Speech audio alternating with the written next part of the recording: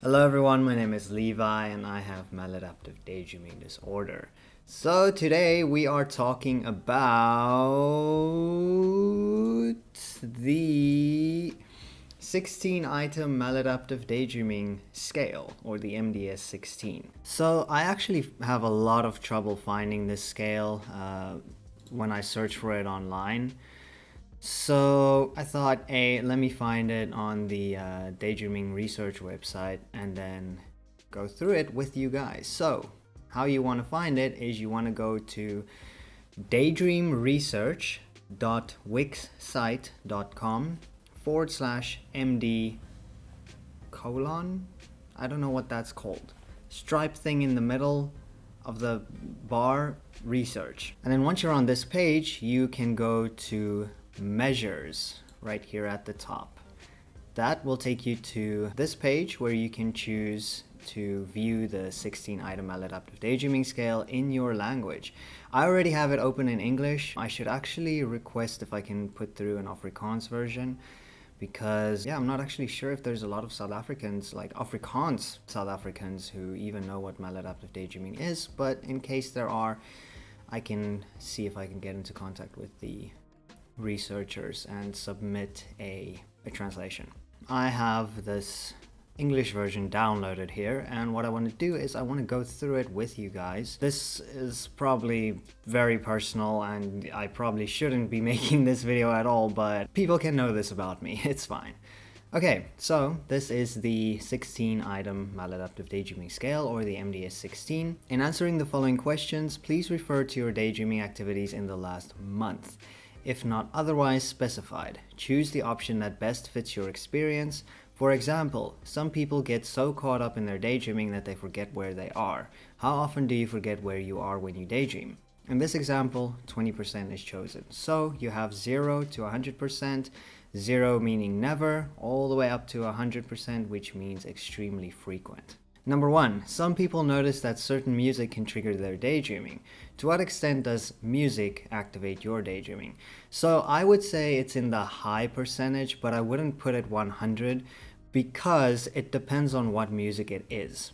When I hear music that I don't like Afrikaans music or I don't know, country music, sorry if I'm offending anyone, I just don't like that music, then I'm not gonna daydream. I'm just gonna feel very annoyed with it. So I'd say at about, let's make it 80%, because also when I'm at festivals and things and there are music playing, then it's just background noise to me. It's not really music. Also, the wind is once again insane. As you can hear. What are you doing? Number 2. Some people feel a need to continue a daydream that was interrupted by a real-world event at a later point.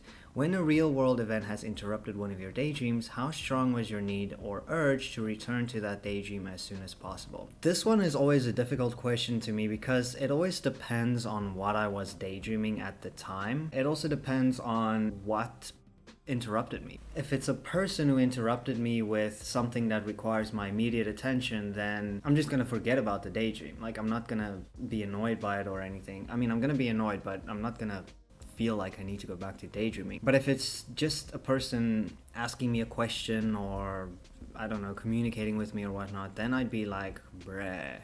And then I'd really want to go back to, daydreaming. So I'd put it at around 70%. Because most of the time I feel that I wish I could just go back to that daydream. Number 3, how often are your current daydreams accompanied by vocal noises or facial expressions, such as laughing, talking, or mouthing the words? I don't really talk a lot. I usually do not make any vocal noises. Facial expressions, I think I do, but I'm more neutral, sort of. I think the facial expressions I make would be like when I'm laughing or when I'm frowning or something like that, or when I'm crying. So I'd put it at around, I'd say at about 50. Number 4, if you go through a period of time when you are not able to daydream as much as usual due to real-world obligations, how distressed are you by your inability to find time to daydream? 100%. Okay, oh god. And the reason why I'm putting this at 100% is because I can usually go a few hours and then I start to become very uncomfortable. And if it stretches over a period of a day, then it starts to feel like I am legit. I'm having withdrawal symptoms. I become extremely irritable. I become sort of panicky. It feels like an itch inside of me which I cannot scratch. Number 5. Some people have the experience of their daydreaming interfering with their daily chores or tasks. How much does your daydreaming interfere with your ability to get basic chores accomplished? I'd say that when I was still in school, it was very difficult for me to, get to doing chores, and I almost never did it. And I remember having a bunch of arguments with my parents about it and being like, I'm sorry, but I just, I don't want to do it, and things like that. And yeah. But now that I'm living on my own, things like chores such as washing and dishes, these things do pile up.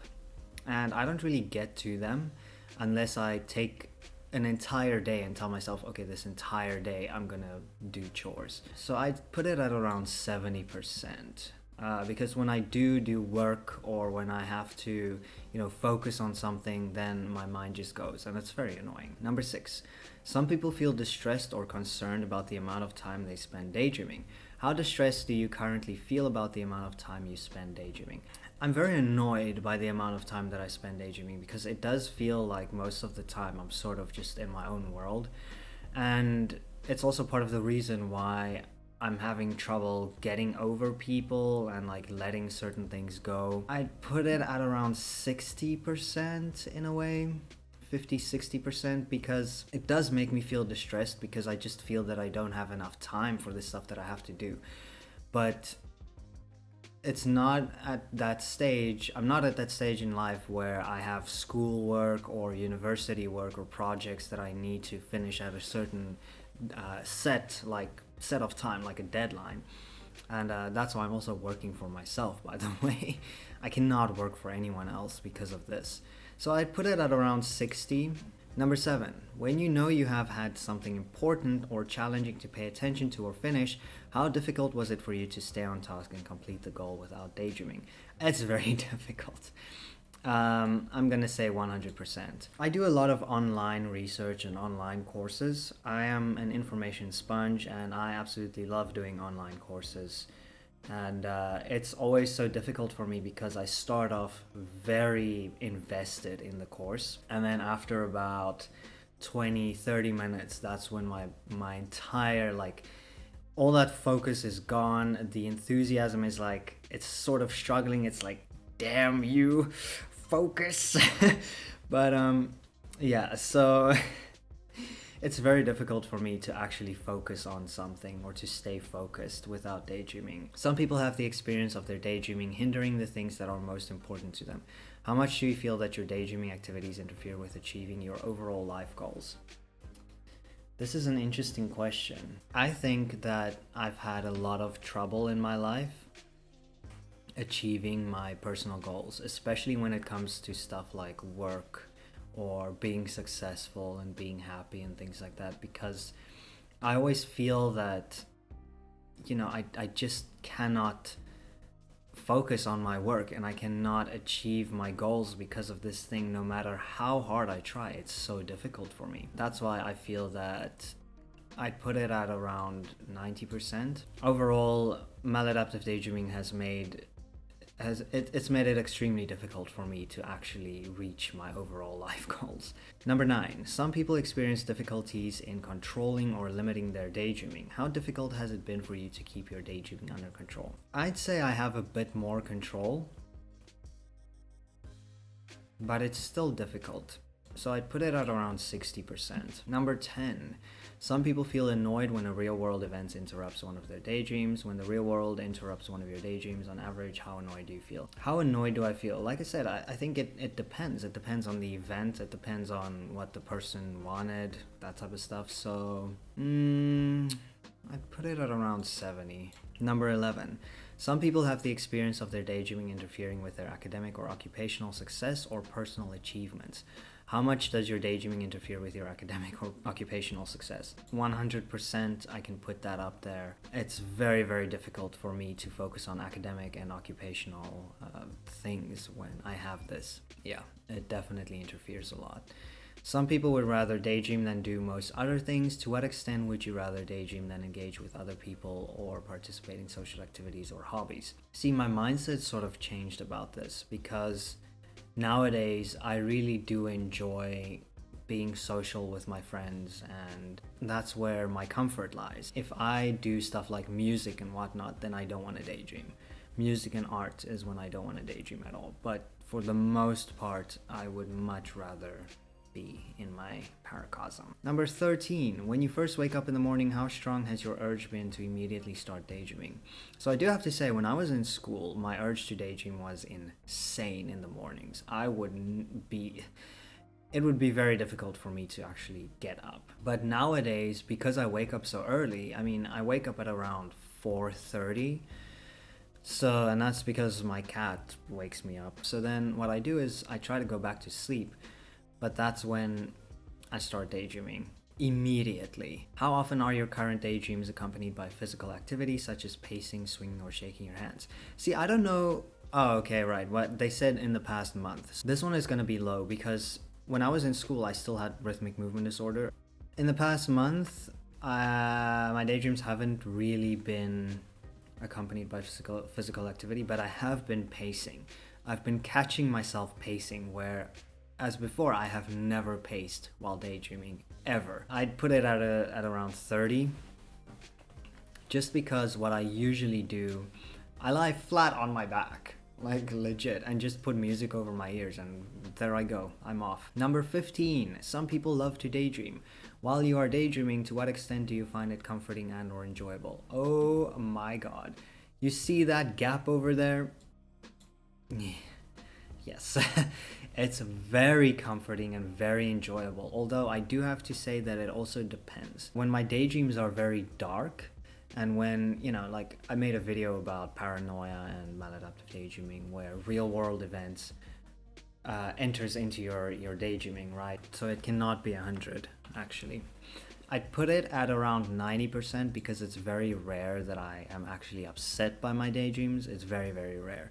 But for the most part, I absolutely love it. I absolutely enjoy it. So some people find it hard to maintain their daydreaming when they are not listening to music. To what extent is your daydreaming dependent on continued listening to music? When I am pacing around or when I'm doing chores like washing the dishes and there's no music playing, then I feel that, well, my daydreams aren't very dependent on music at all. Music definitely triggers it, and music intensifies it in a way. Like when I'm listening to music, it adds like a score, like a film score to my daydreams. 70%. Yeah. So those are my results. This was just to show you guys what the questions are saying and where I fall on the scale. So hey, if you ever want to check it out, visit that link that I told you guys about. I'll put it in the description as well. And yeah, see where you guys fall on it. But that being said, thank you guys so much for watching. I hope this video was informative, and yeah, check out the links in the description. If you guys enjoyed it, please feel free to leave a like. If you guys want to see more maladaptive daydreaming related content in the future, please feel free to subscribe. That would be awesome of you. Please take care of yourselves, make good choices,